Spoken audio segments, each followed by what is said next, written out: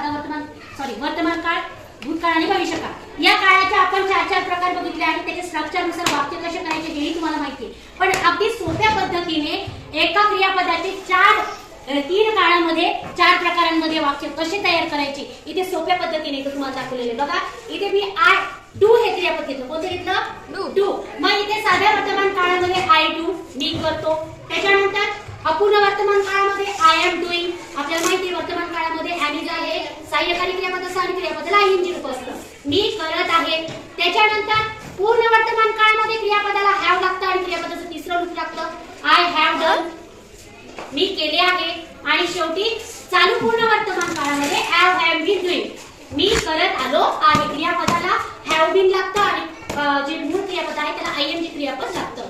त्याच्यानंतर simple past मध्ये क्रियापदाचं डूचं काय होतं? डिड। डिड हे दुसरं रूप आहे क्रियापदाचं। मग आय डिड, मी केले।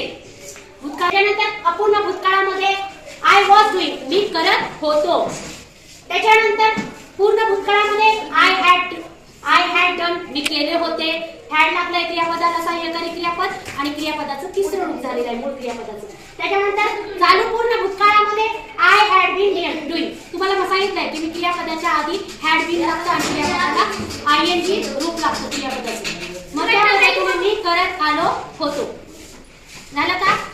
त्याच्यानंतर भविष्य काळाचं बघूया आपण। आपल्याला माहिती की भविष्य काळामध्ये क्रियापदाच्या आधी विल लागतं। आय विल डू, मी करेन। त्याच्यानंतर अपूर्ण भूतकाळामध्ये काय तुम्हाला माहितीच आहे की आपण शिकलेलो आहे की क्रियापदाला आयएनजी रूप असतं, परंतु त्याच्या आधी विल लागतं। मग इथे विल बी लागून क्रियापदाला आयएनजी लागले। आय विल बी डूइंग, मी करत असेल। त्याच्यानंतर फ्युचर परफेक्ट मध्ये काय आहे तर पूर्ण भूतकाळामध्ये आहे क्रियापदाच्या आधी विल हॅव लागतं आणि क्रियापदाचं तिसरं रूप लागतं। मग I will have do done, मी केले असेल।